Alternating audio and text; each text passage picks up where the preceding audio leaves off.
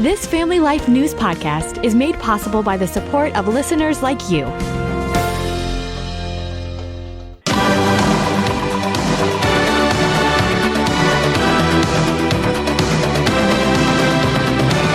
This is Capital Connection. Fridays during the Noon Report, we give you direct connection to all that's happening in Albany and Harrisburg with the experts on the issues. At the state capitals, they are, as always, Michael Geer with the Pennsylvania Family Institute and Jason McGuire with New York Families.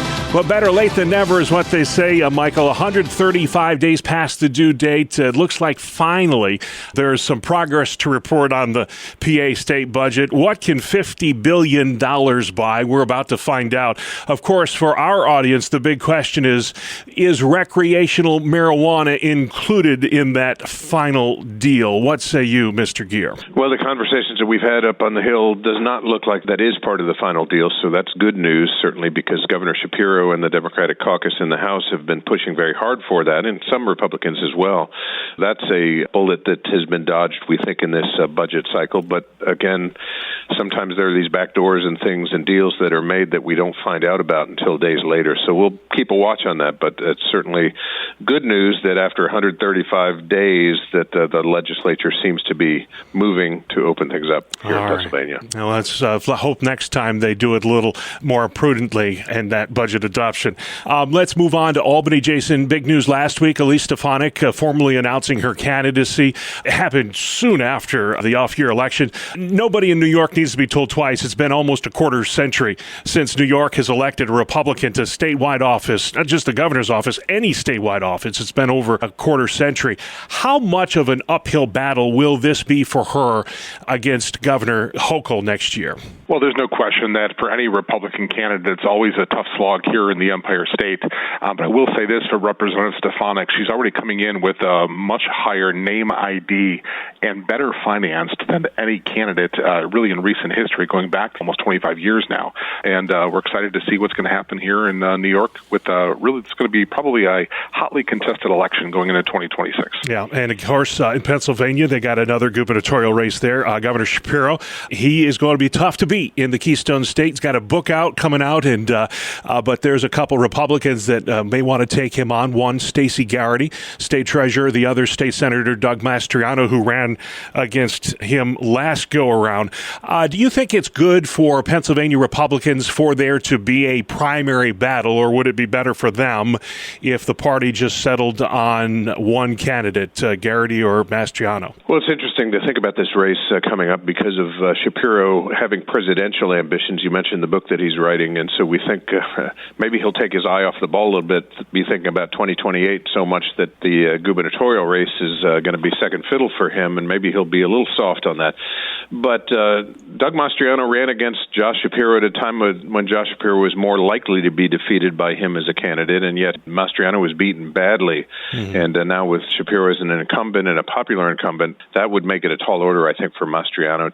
Stacey Garrity has an uphill climb. She has a Republican endorsement, but that is a race that we'll be watching. All right. Well, let's talk about Governor Hochul a little more in New York, Jason. She has until the end of the year to decide whether she'll veto or sign the physician-assisted suicide bill, which was passed in the state legislature back in June. Is it true that there are no residency requirements in this legislation, meaning someone from another state who wishes to end their life could come to New York State, make the Empire State sort of a death destination for those who are committed to this practice, this heinous practice of physician-assisted suicide? Yeah, it is true. There is no residency requirement in the legislation. If signed into law, you would see that. You would see people come from other places, and we could become a tourist destination for some of these suicide ventures. And so we are concerned about that. It's similar to what we have seen with the issue of abortion in our state. Mm-hmm. You can come here from anywhere, and we'll pay for it, we'll fund it, and you can have your abortion here, even if you're coming from a state that is more restrictive on the issue. Yeah. Are attitudes changing about physician-assisted suicide like they have in just recent years with abortion as we learn more about it? We look into Canada, for instance, where It's just like 4% of the overall death rate now is the result of physician-assisted suicide. I think it is. Part of the role that we play here in New York is to try to slow things down enough until the culture can catch up with the realities of what is happening. And if you watch what happened in Canada, they're soon to announce that there have been 100,000 assisted suicide deaths there in that country. And legislators here, even during the voting period, many of them expressed concern over what was happening in Canada. So if the governor vetoes this, it buys more time for the culture to wake up to the grim realities of assisted suicide. Yeah. Well, 10 years ago, Michael, the U.S. Supreme Court legalized same-sex marriage in all 50 states. I still can't believe it's been 10 years. And this week, the High Court declined to revisit that case, Obergefell v. Hodges. Should they have at least looked at the merits of the case brought by Kentucky clerk Kim Davis? Well, I think like the Roe versus Wade decision, Obergefell was kind of made up out of whole cloth, that there really is no constitutional mandate for legalization of so-called same-sex marriage. So they went too far, and I think the road back needs to happen. Whether or not this particular case was the one to do it is a question mark. A lot of people, court observers, including those who oppose same-sex marriage, saw this as not the case with the facts and the background that was one that the Supreme Court was going to take up. But I think eventually the court is going to have to look at this issue because I think Obergefell was wrongly decided. Yeah. I want to follow up on that, Jason, with you. Does the court's decision not to revisit Obergefell, does that open the door to more persecution of Christian-owned wedding venues, cake bakers, photographers, and the like? Well, I don't know if it opens the door more. I think it really leaves the door open to what's already been occurring.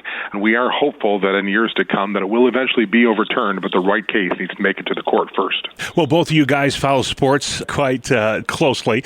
We're all very into it. We talk about gambling on this program a lot.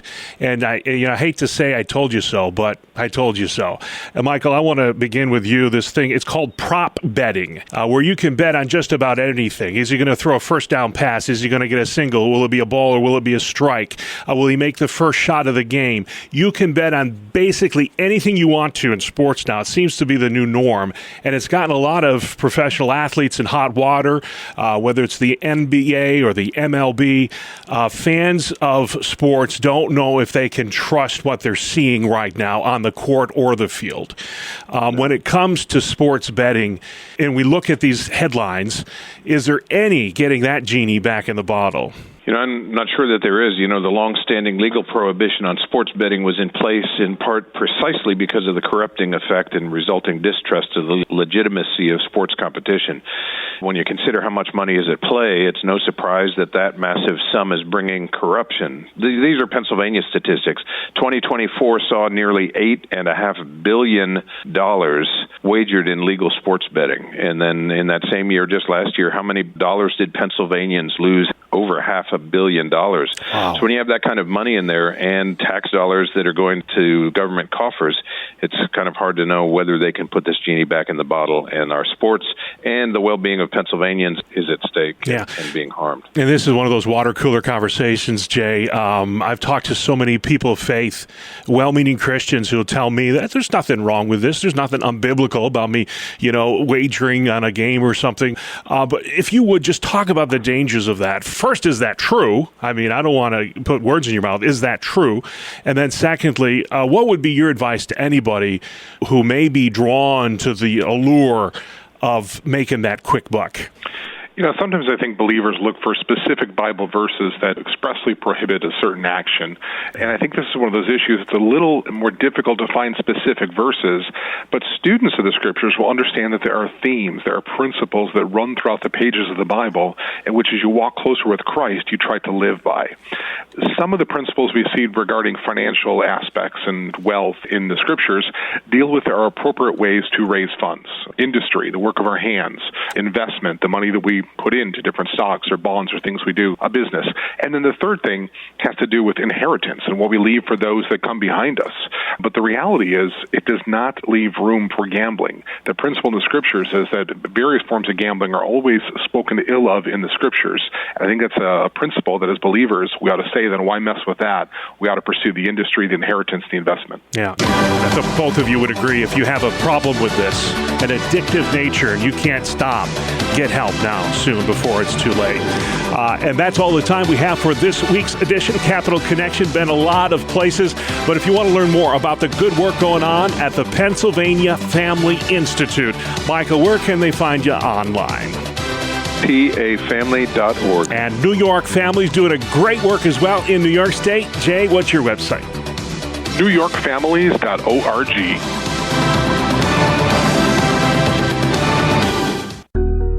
Thank you for listening to this Family Life News podcast. If you've been encouraged by what you've heard, please share it with others and click the subscribe button to automatically receive future episodes.